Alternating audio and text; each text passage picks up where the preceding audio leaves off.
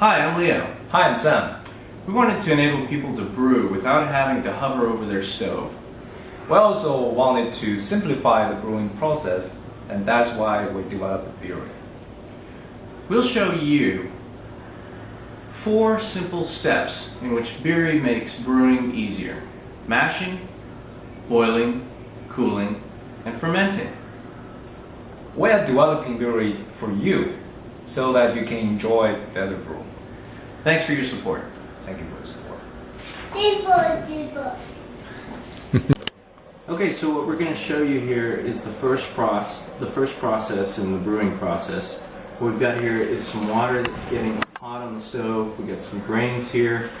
We're going to put the grains in this grain pot, and then when we put this temperature probe into this hot water, when it reaches the appropriate temperature, it's going to dispense the hot water into this.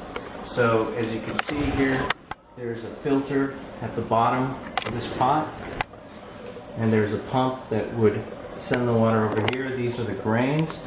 We're just going to put these grains right in here. Now we're ready to go. This is the temperature probe over here. So when we put the temperature probe over here, we have the temperature that you'll see here will start going down, and as that temperature, or actually it's going up, but the numbers will go down the way the program's working right now. But when they reach some threshold, you'll see that basically the pump will turn on and automatically start dispensing the water into this grain pot. So what will happen is, once enough of this water is dispensed into the grain pot, it will sit for a certain amount of time based on the program that we have here.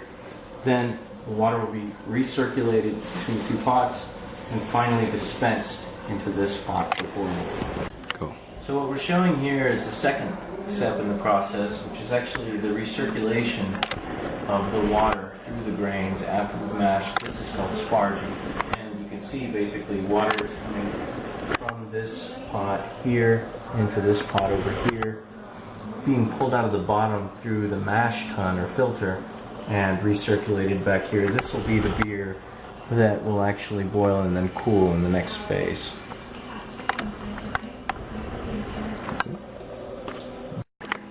So what's happening here is, now that the solids have started to settle out, you can see the liquid is clear here. We've started pumping this water along the outside of this ice pot. It's just a gallon of ice that's going in here, and that's coming along the surface here. And then we're also recirculating the water back across the surface as it's going through here.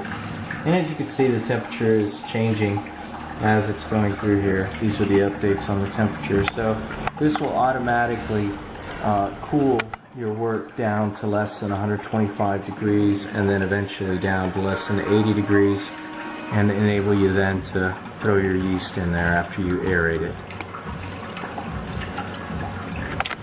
Go. I'd like to explain a little bit about where we are with temperature-controlled fermentation. So this is an iPad that's connected to bieree here, which is sending us temperature information periodically, and which is also controlling the power to this Cooltronic cooler that I'll show you in a second.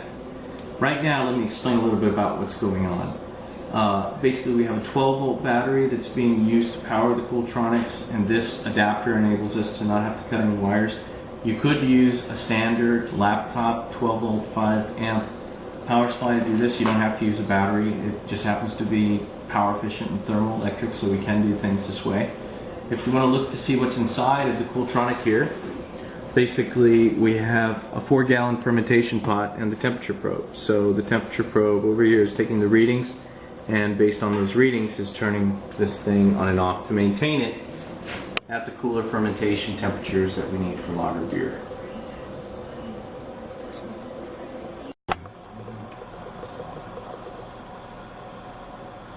You can show what's going on over there. Mm-hmm.